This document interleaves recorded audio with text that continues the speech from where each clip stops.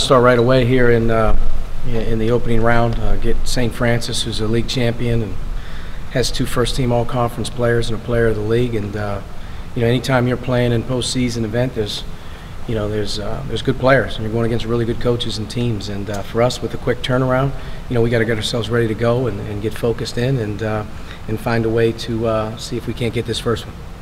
Did yesterday change at all how you view non-conference scheduling, or how you view the 20-game schedule in the Big Ten? No, I really haven't thought a lot about it. Our non-conference schedule and our schedule in general was clearly not our problem.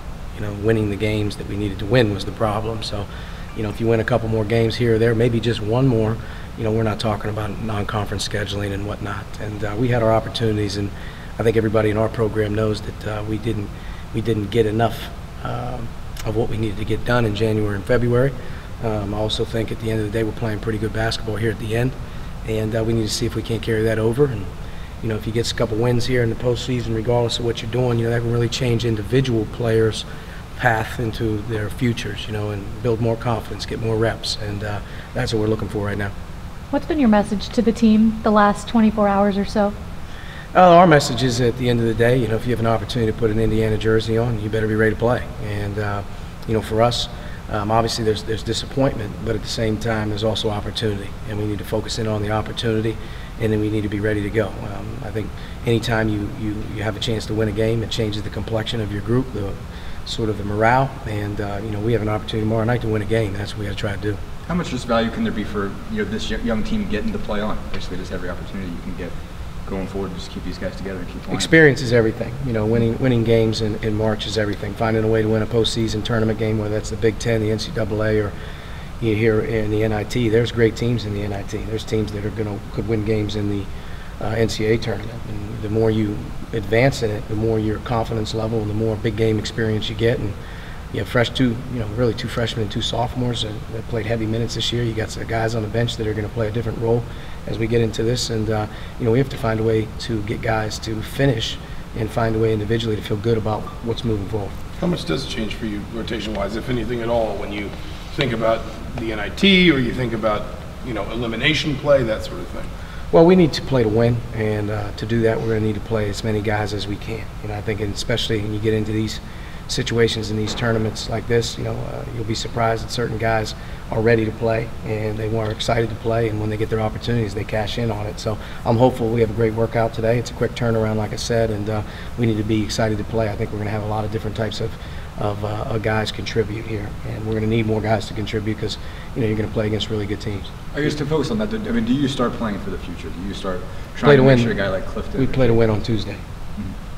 Obviously, the NCAA is where everybody wants to get to. The NIT is also a place that you enjoy playing in. But how challenging is it to get guys up for the NIT versus the NCAA tournament?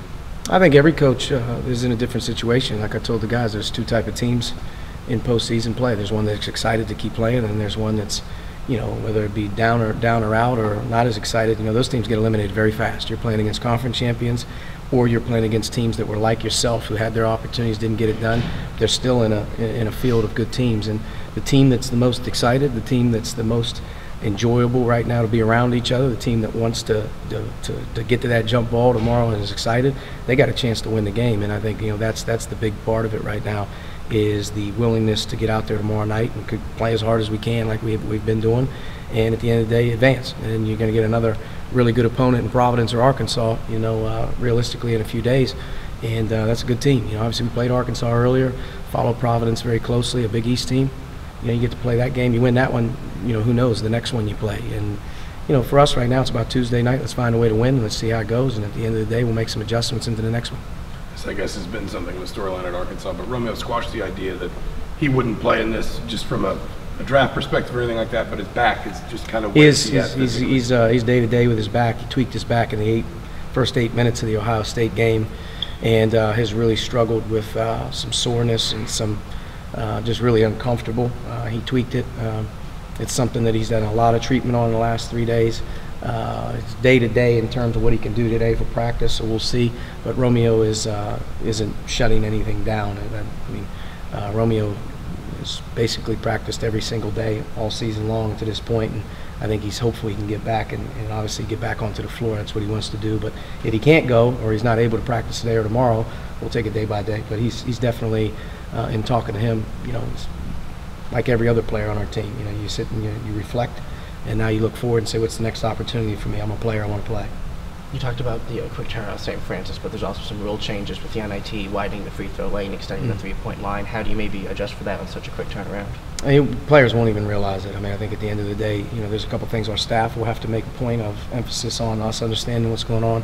Fouls and the shot clock reset are things that our team needs to be addressed. The line going back to the international line, I don't feel like that's ever really been a problem. I think guys shoot behind the line anyway. The widening of the lane is a good thing. Obviously you widen that lane up, you continue to open up the floor a little bit. All these rule changes that they put in place for the